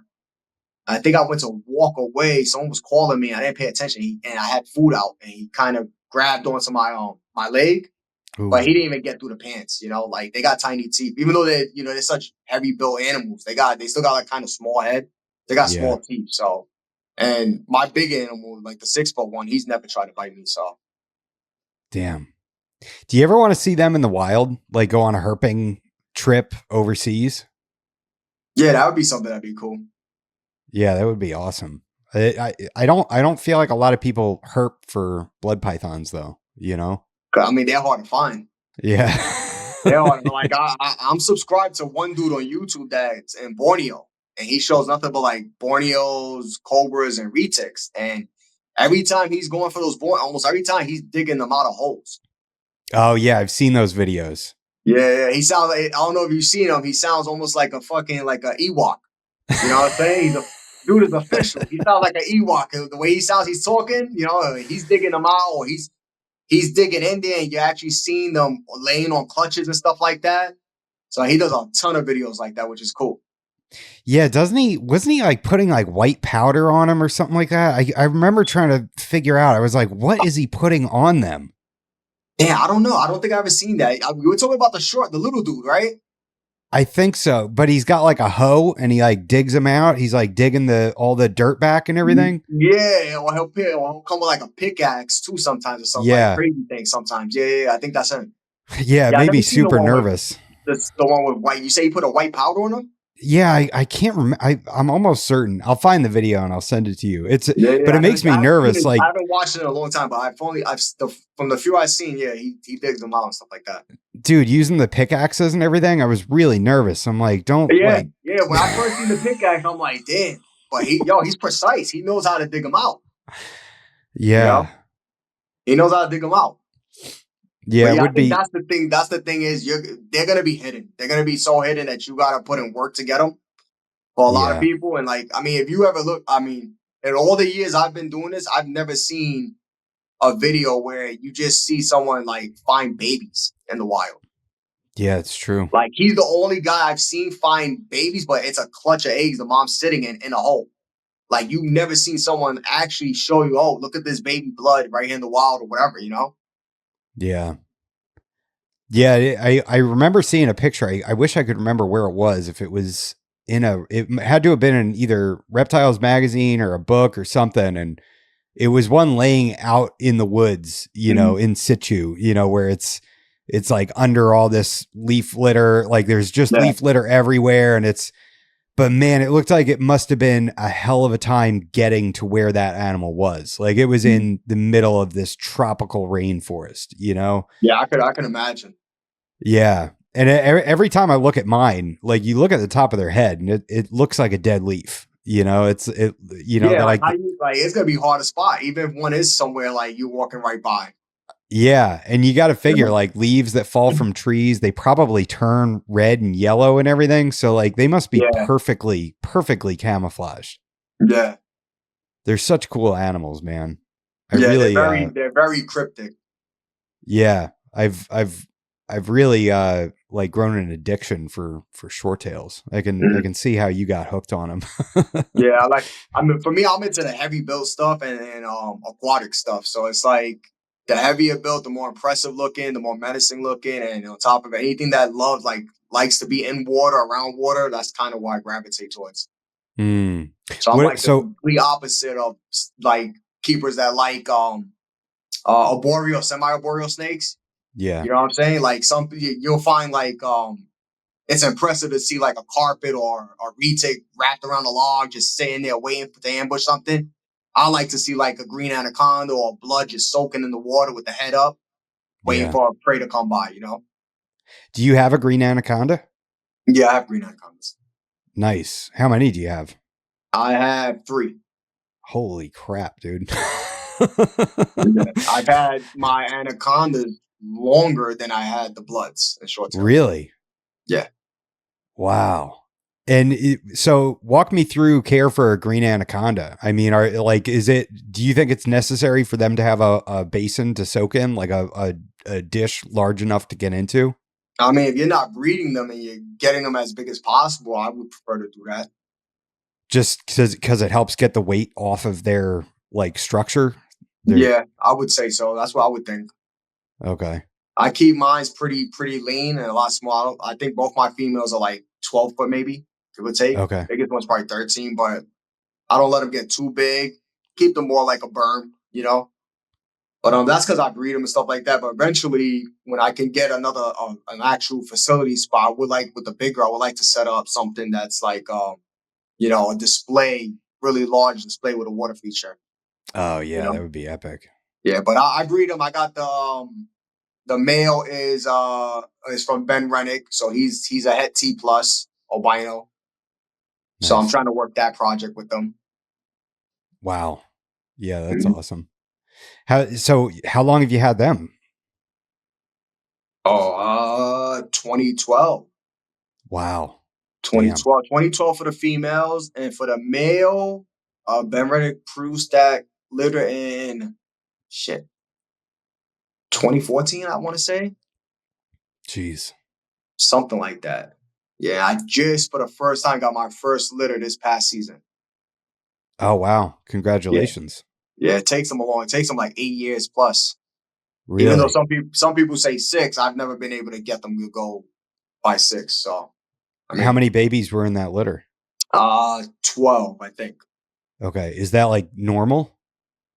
Um, I don't know. It's a mixed review when you talk to different people that keep them. You know, like I got a buddy Andy Wickstrom.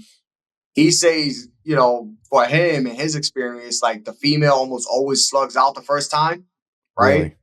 Yeah, but then the second time she'll give you a good litter. So and the litter could depend on the size of the mom and stuff like that. So it could be 12, it could be 16, it could be 40 babies. You know. But then Yeah, I seen one dude in the group that his first litter supposedly was like 40 babies, and he's never had she didn't slug out. So damn. What are you going to do with 40 anacondas, dude? Like I'm what do not you keeping even them you don't all. want that? Not I'm not. I only kept three right now from the clutch because they're possible het T plus, and if the anery proves out, then they're possible het anery too. But it's that's with anaconda, they're my favorite species of snake, so that's Really? why I keep them. really, but they're not an investment project. Yeah. You know what I'm saying? Not in my opinion. Wait 8 years for a female to breed is insane. Yeah. Yeah. That's a lot of food over the course of 8 years. Yeah, it's a lot of food, a lot of time. I mean, you know how many other projects like I could have got into.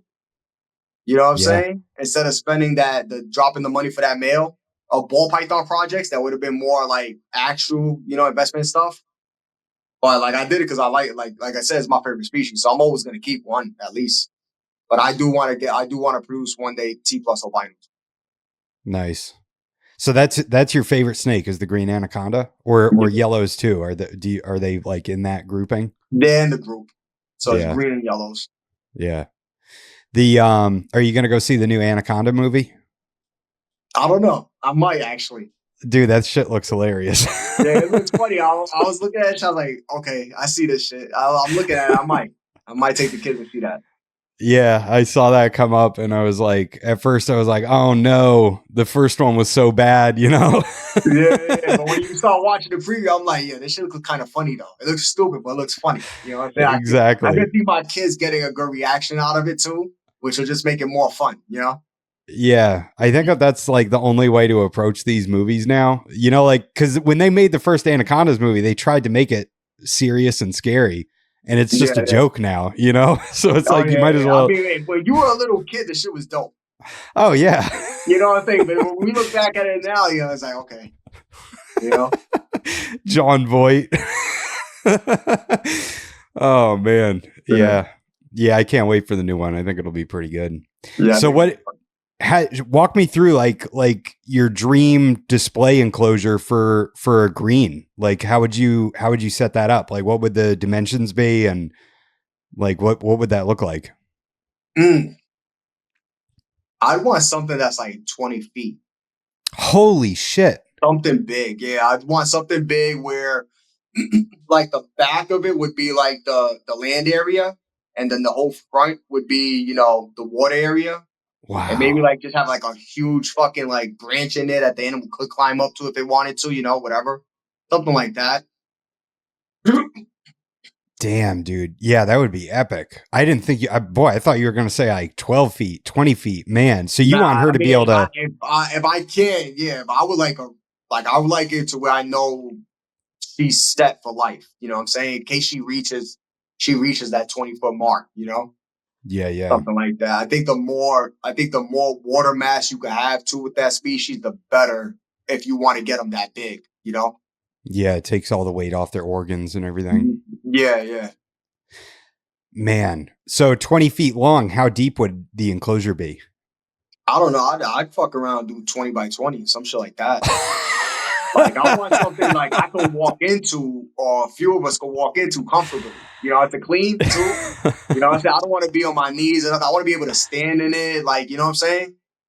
Damn, dude. So basically like a nice big bedroom size enclosure type thing. Dude, you need to open up the Juggernaut Zoo in PA. Oh man, would you cohab them at that point? Would you keep the male and the female together if you have an enclosure that big? I probably wouldn't risk it Yeah.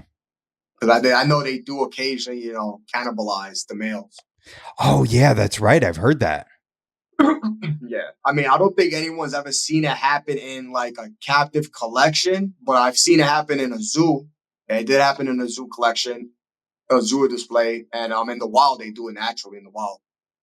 That is so crazy. So they usually do it after mating, right?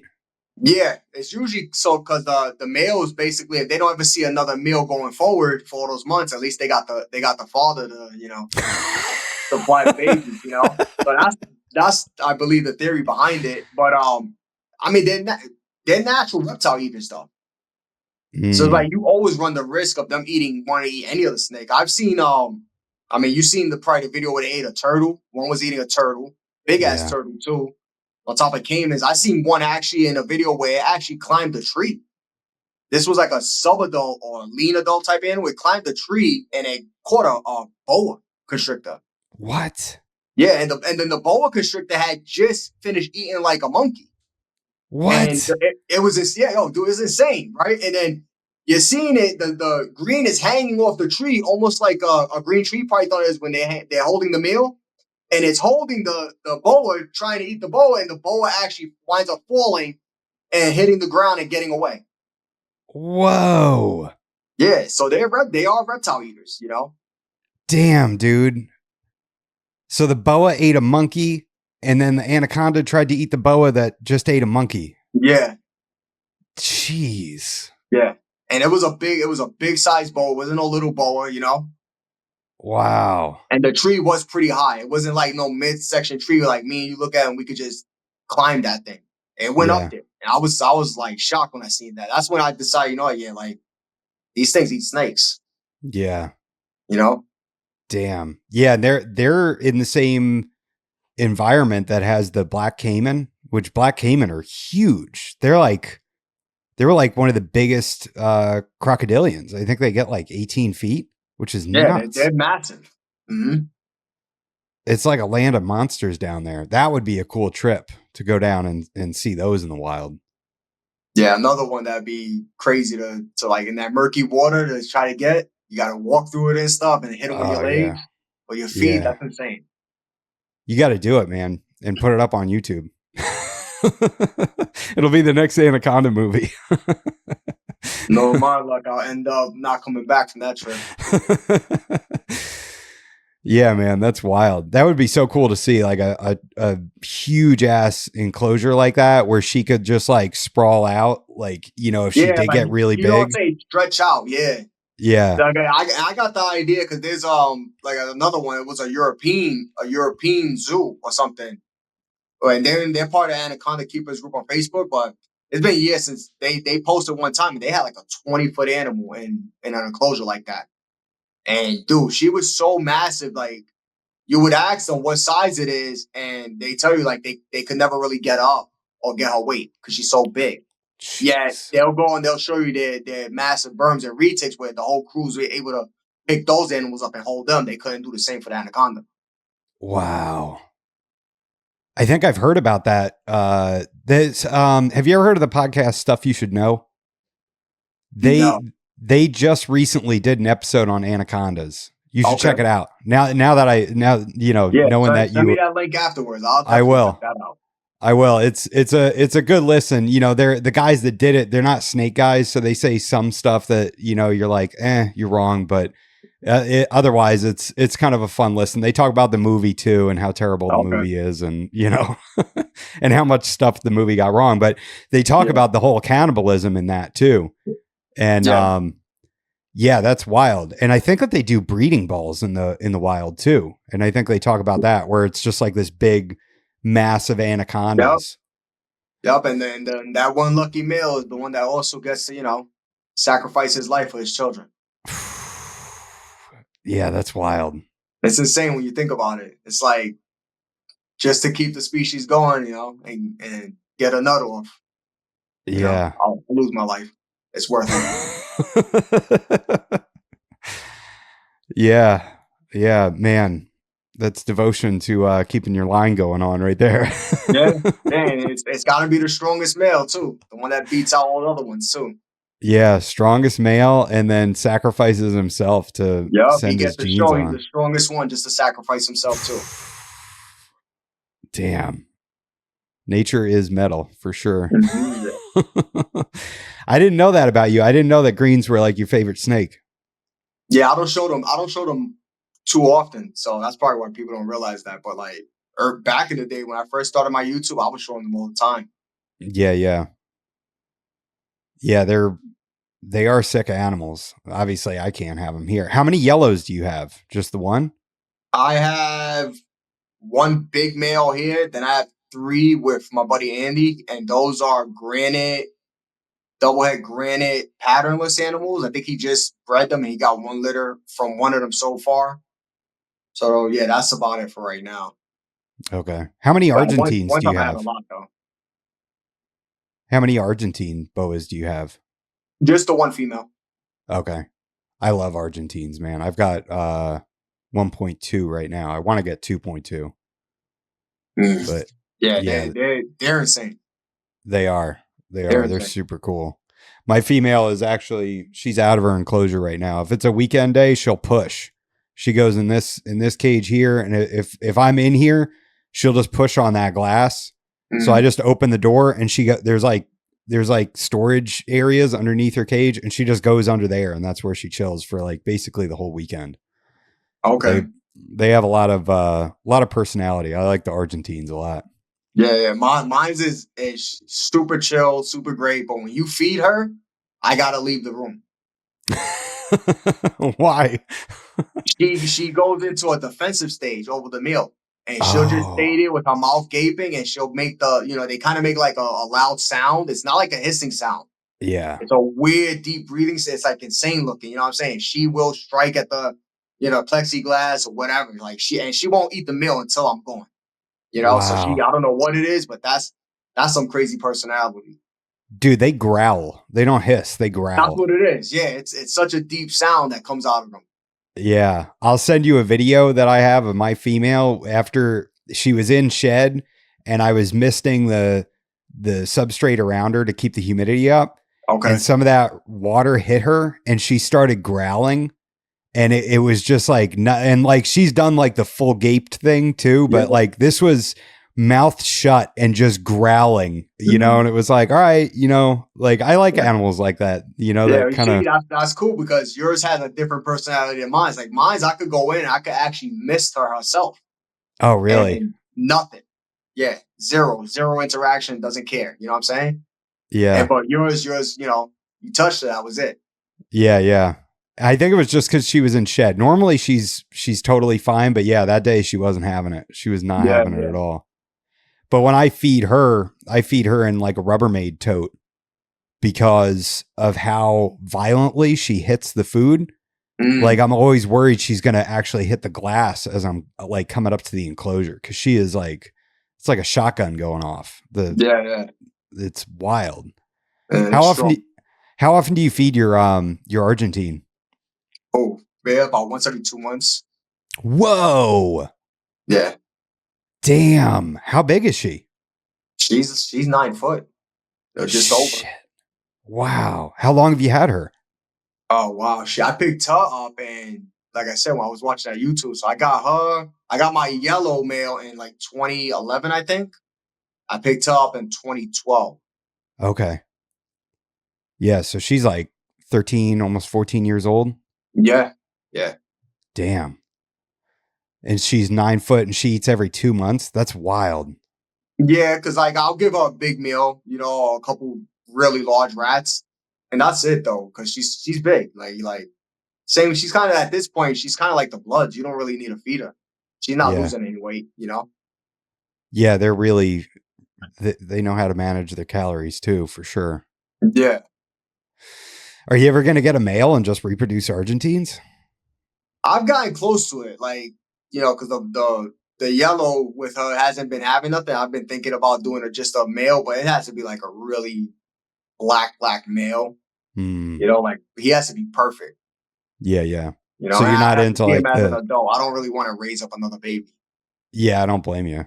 You, especially if you've had her as long as you have. Yeah. So you're not into like the Max Pink or anything like that. You want like really dark black. I like the some of the Max Pinks, the ones that are really high. They almost look more reddish than pink. Yeah. Some of those, but I prefer just the black a little more, especially like really deep black ones.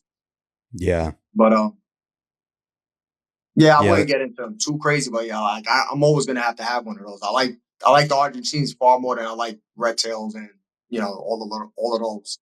Yeah, they're so cool. They need to be their own species too. They're so different. They've got that really stubby short tail and everything. It's wild that they're like I said, to me, they got a heavy built to them. Yeah. The heavier built the animals, the more I'm gonna like them, Yeah. Yeah, I'm the same way. I love the Argentines. I'm glad I got into them. I want more. They're so cool. They're just a big, strong boa. The T pluses are insane. Oh yeah, those things are nuts. Those make me itch. Yeah.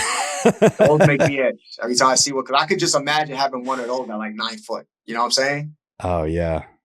Yeah, they're like gray and like kind of a khaki color, like sort of tan, really cool looking. You gotta get one, man. Get a male. I might. It might be something eventually. Yeah, for sure. What so with the anaconda, you're talking about like getting a facility. Would that be like an offsite facility, or would you like have a building like built or brought onto your property? Yeah, I don't have enough land for to build something on my property, so it'd be off site. Okay. Damn. Like, so what are your like long-term goals? Like, are you just kind of taking it as it comes, or like where do you see Juggernaut Reptiles like 5 years from now? In a larger spot. Nice. So like a warehouse or something like that? Hopefully something like that, you know? Yeah. Would you want to rent something or actually own it? Like buy a piece Nah, of I'd land have and to own it. yeah, to be able to Mhm. build a 20-foot anaconda cage. Yeah. Yeah, hell yeah, man. That would be awesome. So what else do you work with outside of the anacondas and the Argentine? You do viper boas too, right? Yeah, so I got the Asperas, I got red Solomon Island ground boas, and I got really high white Isabel Island ground boas. Nice.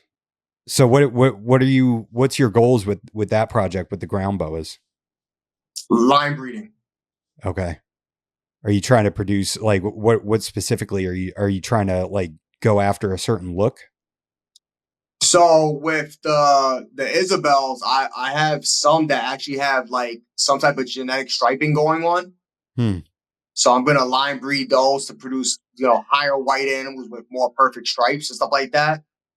With the reds, I'm just gonna try to produce the reddest Solomon Island ground ball as I can. Nice. And what about the viper boas? Kind of the same deal? The Viper Bows too. I got three nice red ones. I got one that has like a calico look to it, where it has like calico side, like a weird calico looking sides coming up on it. And that one I just got from a buddy. I was able to, finally do an import deal with someone else and get that animal in with some other animals too.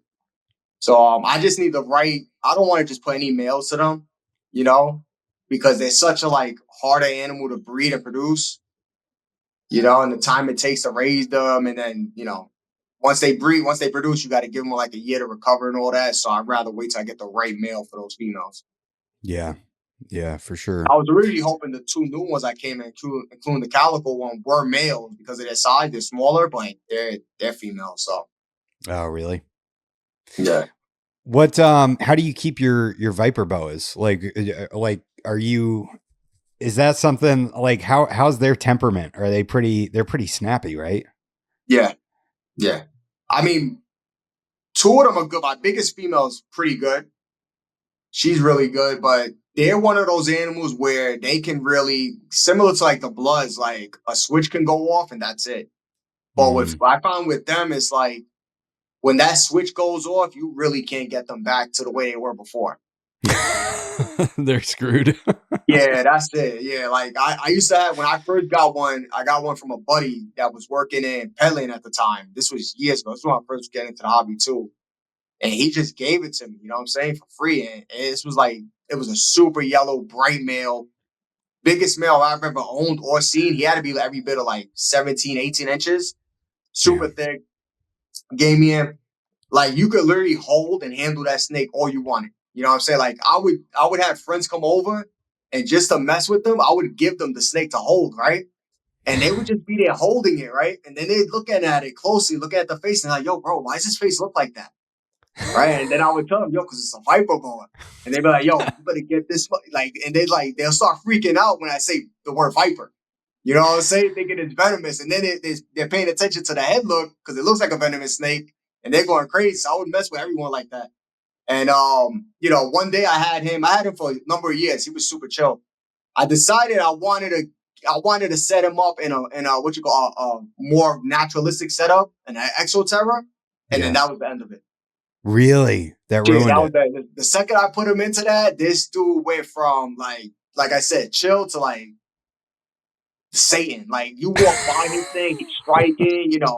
You breathe on him, he's striking. Like I switched him back to the tub eventually, and like now it became like it was like a 50-50 chance of you getting bit or not getting bit.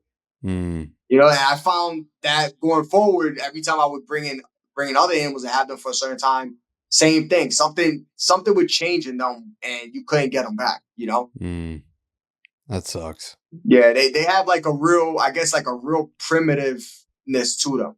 Mm, You know, they just yeah. revert back to that primitive, you know, temperament or whatever. Yeah, But who it's knows? either. Maybe the more like they're bred or like generations of them, you could, you might be able to breed it out. But Yeah. Are they so do you keep them the same way, just ambient, just the 81? yeah, just ambient. Okay. And is the humidity in your reptile room always 80%? Most of the year it is, except for like Holy maybe shit. the 4 cold months out of the year. But like when I came down in here, it was 90. Oh my god, dude. That is Yeah, and wet. we're cold outside right now. Like I live in the Poconos, so I live in the mountains. So I'm generally 10 or 15 degrees colder than what you would be in like New York City or when you go down to like East Stroudsburg, that part of the Poconos, when you get off this elevation. And I don't know, I think it's something with this walkout basement because I think the floor under it's just straight concrete under what is this called? Linoleum flooring or whatever it is. So Yeah. it's like I guess it's cold, but then I got the heat running and everything else, so it really like creates like crazy humidity in here. That's perfect, right? Oh no, it's perfect, but I got to keep so the two rooms I have down here, I got to keep them open at all times. I can't close them. Oh wow. Yeah, I have fans in each room running because if I close the doors, it'll become so wet that mold will actually start coming on the walls. Really? Yeah, it's that bad, and I can't during these time of seasons. I can't really use cocoa husk. You know, when you wet the cocoa husk and stuff like that, it just builds up so much more humidity. You know, so I prefer to stay with like more of a drier bedding. Damn, that is wild, dude. Like most people have the opposite issue where they're trying to humidify and you've got to like try to Yeah, dehumidify. yeah. See, I got a and it's no point. I got a dehumidifier right here, dude. The thing fills up in like 2 hours, and it's a Where big is one all that too. coming from? Yeah, it's a big one too. You know, it's insane. I can't even explain. It don't make no sense, but it's something that's causing Wow. it. Yeah. I mean, So I guess it's good, right? You know, you run the fans, have the doors open, and you're good to go.